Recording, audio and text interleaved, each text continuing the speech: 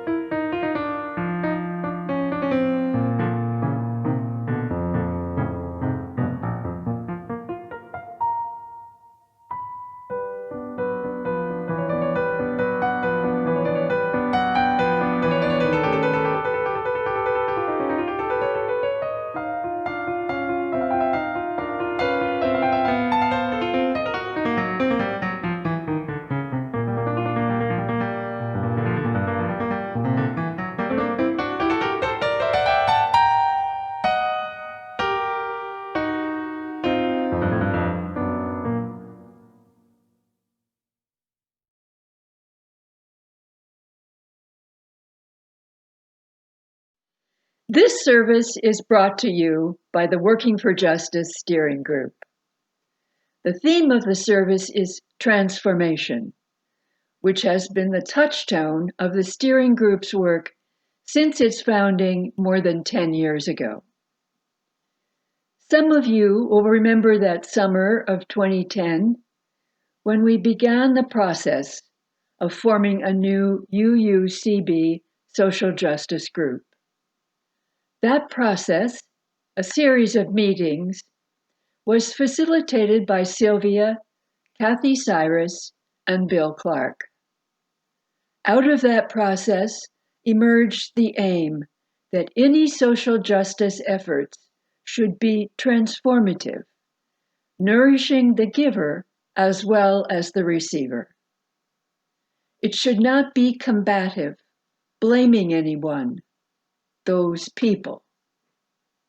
Rather, as Sylvia wrote in the church letter launching the committee, it should offer the, quote, opportunity for new growth, wisdom, and compassion to grow in and among us." Unquote. Why have we chosen to reach back 10 years ago to the founding of Working for Justice for this service today? It is because we want to recognize Sylvia's contribution as a presence, indeed a force, for social justice in this church and in the wider community. Not only was she key to the start of the Working for Justice group, she helped launch several of our initiatives, including what is now the Group on Gun Violence Awareness and Education. She has offered her support for other initiatives, including Black Lives Matter and immigration. On panels, at rallies, in community gatherings, she has been a voice of inspiration and insight on social justice issues. By working one step at a time for a better world, we are, in turn, nourished or transformed as individuals. Now, our beloved minister is retiring. But as a committee, a congregation, and a community, our work for a more equitable, peaceful, and compassionate world continues.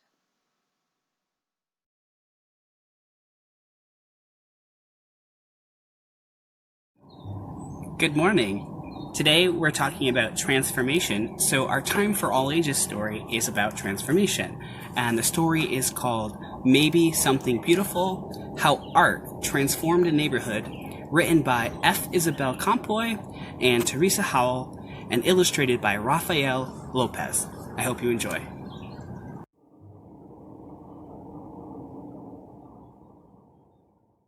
In the heart of a gray city, there lived a girl who loved to doodle, draw, color, and paint. Every time she saw a blank piece of paper, Mira thought to herself, maybe. And because of this, her room was filled with color, and her heart was filled with joy. On her way to school one day, Mira gave a round apple to Mr. Henry, the owner of the shop down the street. She gave a flower to Miss Lopez, the lady with the sparkling eyes. She gave a songbird to Mr. Sachs and a red heart to the policeman who walked up and down the streets. On her way home, Mira taped a glowing sun onto the wall in the shadows. Her city was less gray, but not much. The next day, Mira saw a man with a pocket full of paintbrushes. He gazed at the wall. He looked at her son. He held his fingers up in a square and peered through them. He said thoughtfully. What do you see? Mira asked. Maybe something beautiful, the man replied. Then, just like that, he dipped a brush in the paint. Bam! Pow! The shadows scurried away. Sky blue cut through the gloom. The man's laughter was like a rainbow spreading across the sky. Who are you? Mira asked. I'm an artist, he said. A muralist. I paint on walls. I'm an artist too, she told him. He handed Mira a brush. Then come on. Mira dipped it in the loudest color she saw. Yow-wee! The wall lit up like sunshine. As the man drew pictures on the bricks, Mira added color, punch, and pizzazz.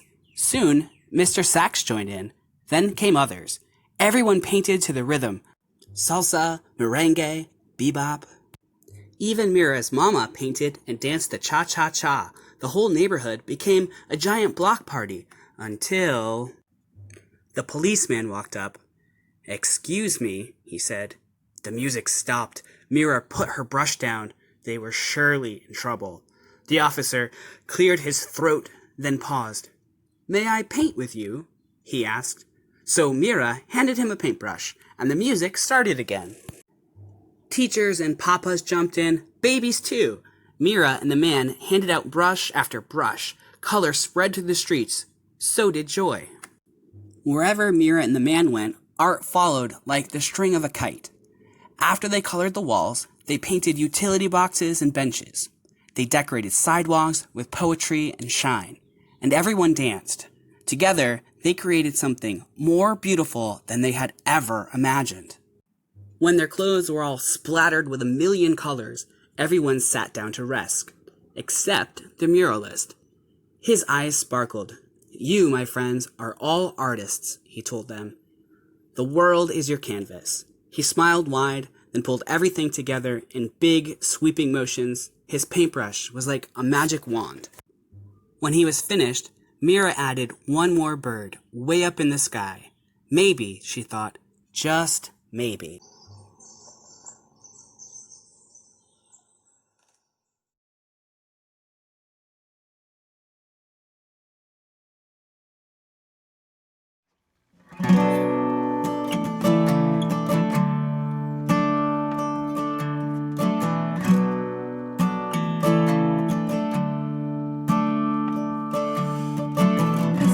The sound of one voice,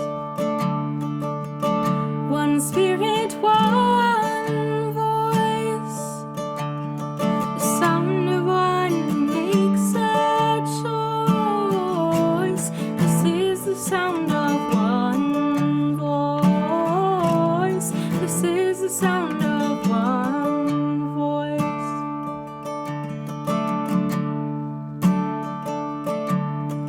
This is the sound of voices too. The sound of me singing with you,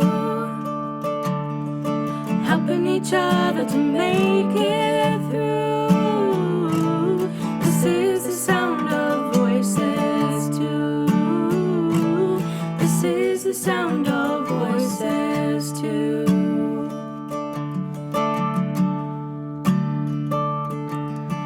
This is the sound of voices three, singing together in harmony, surrendering to the mystery. This is the sound of voices three. This is the sound of voices three.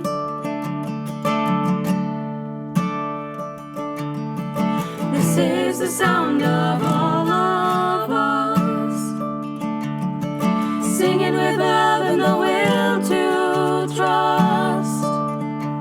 Leave the rest behind, it'll turn to dust. This is the sound of all of us. This is the sound of all of us.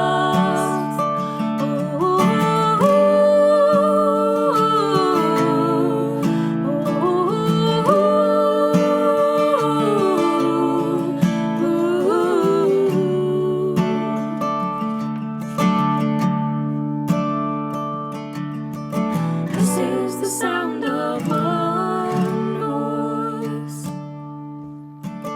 one people, one voice, a song for every one of us. This is the sound of one voice. This is the sound of one voice.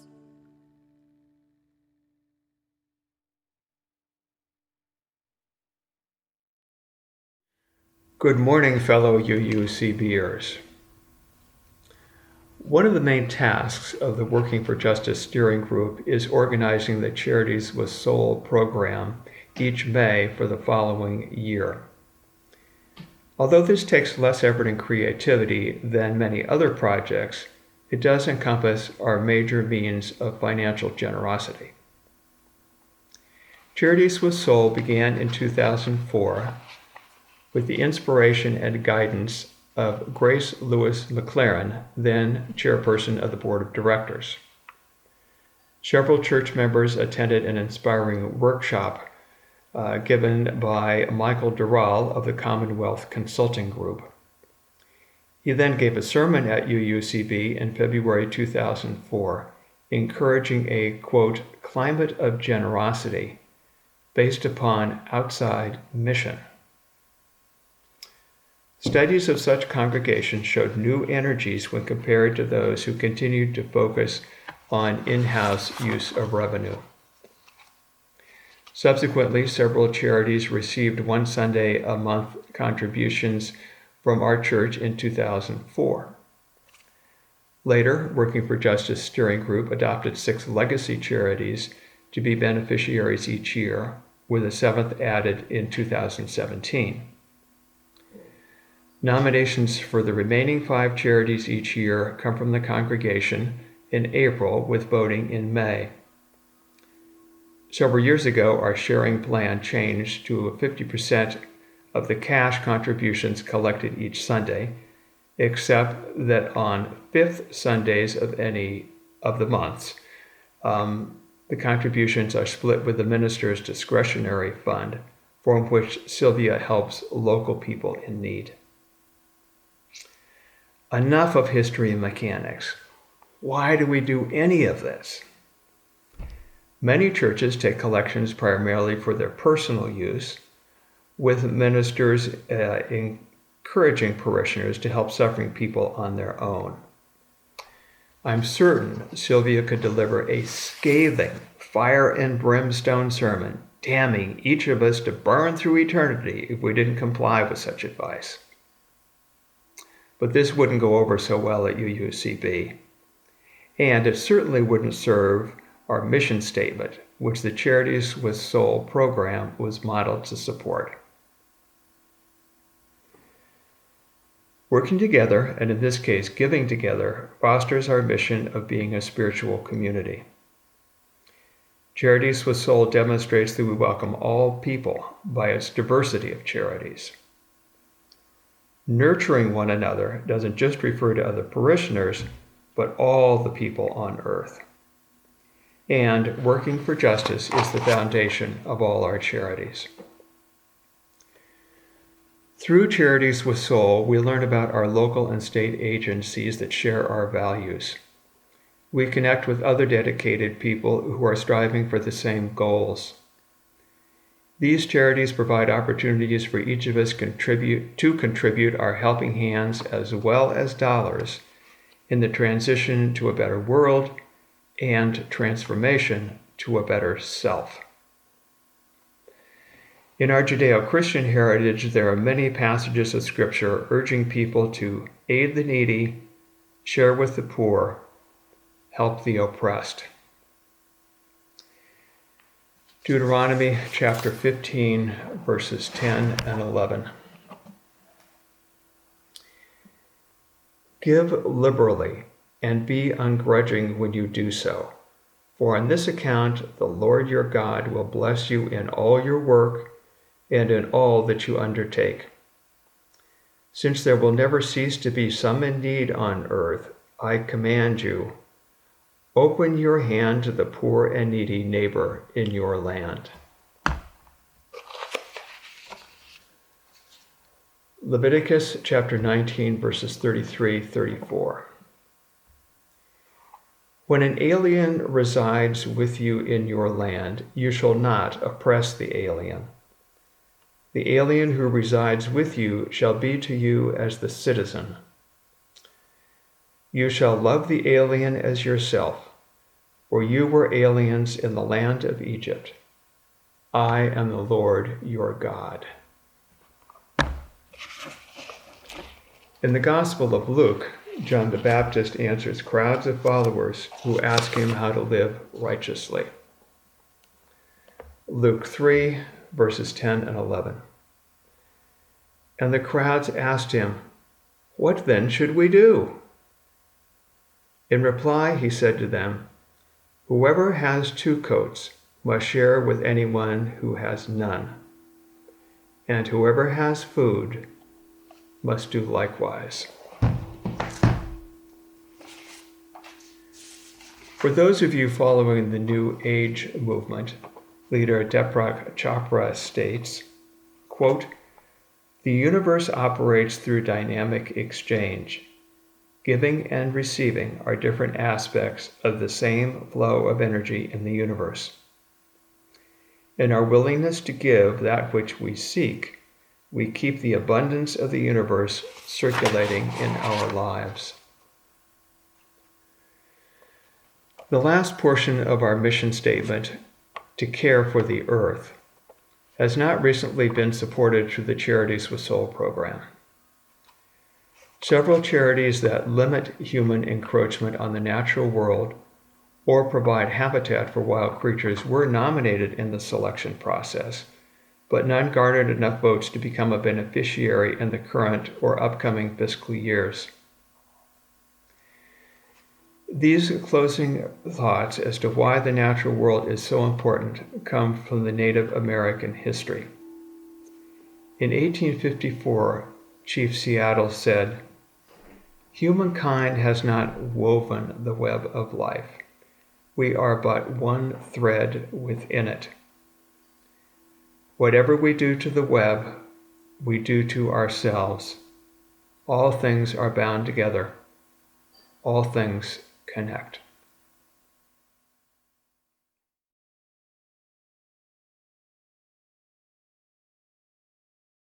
Good morning. Even before the uncertain time of COVID-19, we at UUCB have reflected on the meaning of our individual and collective lives. In our spiritual search, we have long asked, what is our connection to each other and the earth, which is our home? How do we want to live together in community? What is our responsibility in the face of the injustices that cry out for response?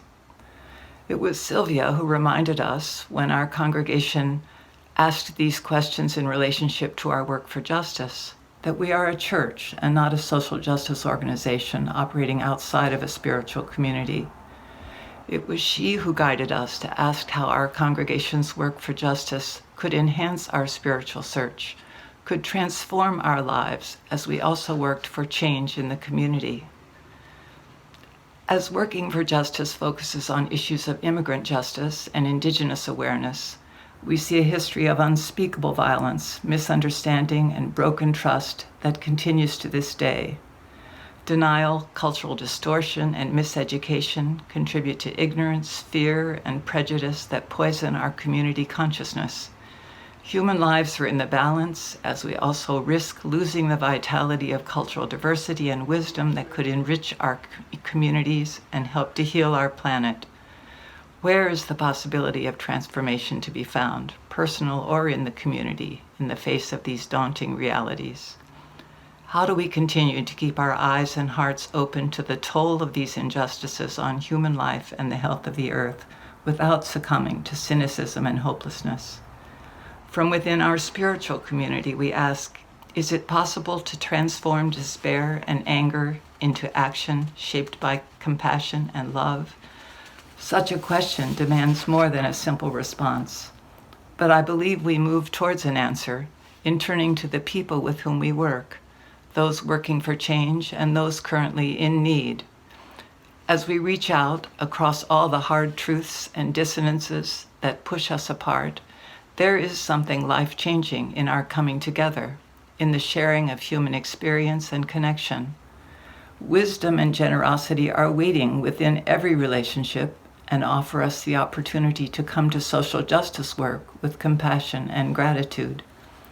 Consider our Indigenous neighbors who begin each gathering and presentation by asking those present to remember that the land on which we have gathered is Wabanaki land. That speaker continues on, not in anger and accusation about the loss of native land to settler greed, but in gratitude for the life-sustaining gifts and beauty that land gives to all of us, the land that we all must protect and nurture. The generosity and grace of the speaker calls those of us who listen to remember that we live in relationship and share responsibility to the earth and to each other. In realization of that relationship, we are changed. Consider the asylum seeker father who texts late at night, anxious. He is unable to sleep as he worries that his family's asylum seeker application papers won't be completed and filed on time. I ask myself what it would be like to live with such uncertainty about the immediate and future safety of my family, to be totally dependent on people I'm only beginning to know and trust.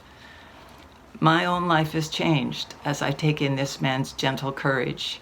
He lives here with few options and without assurance of a good ending to his long and difficult story. I'm changed by the enormity of our need for one another, humbled by the power of relationship to impact each other's lives, reminded that we move through our lives together, not alone. In this congregation, we share spiritual values that guide us toward deeper reflection and understanding about our place in the human community and our relationship to all of the earth. We're asked to open our eyes to the injustices that haunt our world and are encouraged to join together to work for change. We see that it is our lives, in our relationships, we have the opportunity to create a more compassionate community as we experience over and over again our interdependence and our responsibility to each other and to the earth. Our spiritual questions lead us to work for justice, guided by compassion and love, and in that work and in those relationships to find meaning, to be transformed.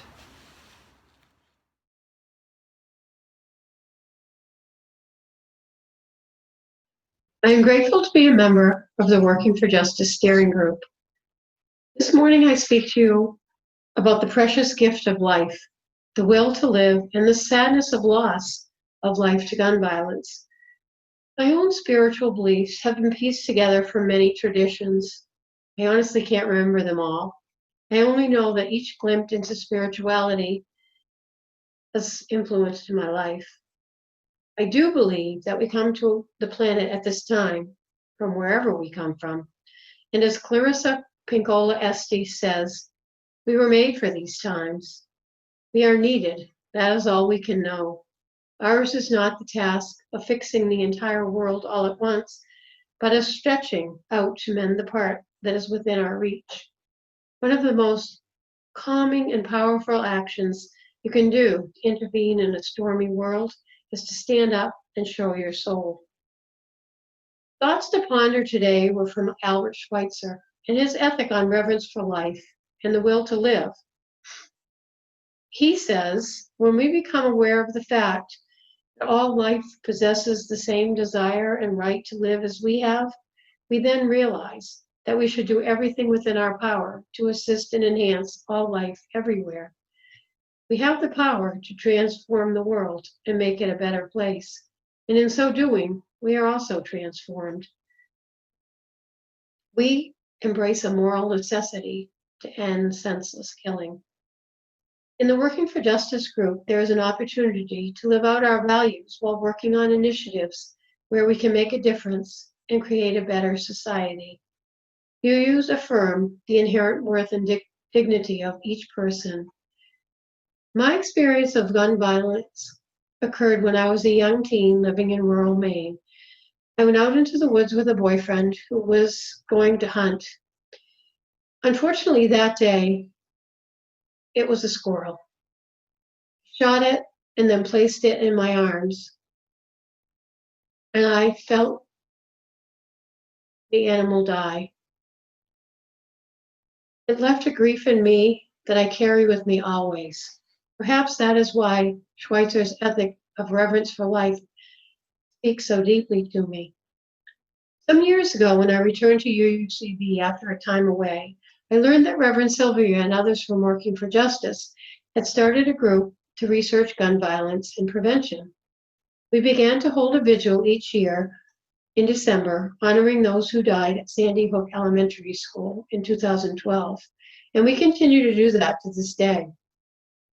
In 2014, our UU Faith released an action of immediate witness asking congregations to commit to gun violence prevention and initiatives. Working for Justice began to explore other ways to educate on gun violence and got involved with legislative action asking for background checks on all gun sales. A few years later, we began partnering with Moms Demand Action for Gun Sense in America. Several of us in Working for Justice committed ourselves as volunteers to this coalition of moms and others, survivors of gun violence, law enforcement, faith leaders, domestic violence prevention advocates, and other concerned citizens that mobilize to reduce gun violence, increase public safety, and protect our communities. How does one speak about the deaths of 20 children and 6 adults at Sandy Hook Elementary School and somehow capture the sorrow and brokenheartedness? Every Time for Gun Safety and Moms Demand Action honor those victims and survivors of gun violence each year, the first weekend in June, in what is called We Are Orange, a hope for a future free of gun violence. It began following the death of Hadiya Pendleton, age 15, when she was gunned down 2 weeks after her appearance at President Obama's inauguration. Her favorite color was orange. In her name, we vowed to teach the importance of honoring life and decisively acting against gun violence. I invite you to wear orange, June 5th to 7th. We can end gun violence. I close with these words from an unknown author. There are times when there is so much darkness, so much hate and anger, and so much hopelessness that we can barely breathe, much less make sense of it. It is as if darkest of all clouds have finally prevailed, and we feel helpless and afraid. During these times, we must open our hearts and our arms and remind ourselves and each other that there are far more candles than guns, more love than hate, and much more light, stronger, brighter, and more powerful than any danger that might swirl around us. And at the darkest moments, we must, through our thoughts, prayers, and actions, remind each other of the ultimate truth that light, hope, and most of all, love always wins.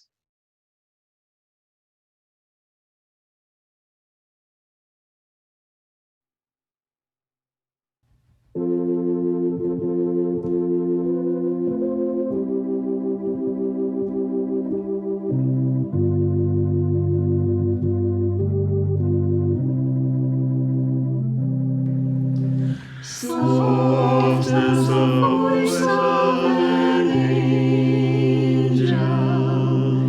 breathing of the sun unheard.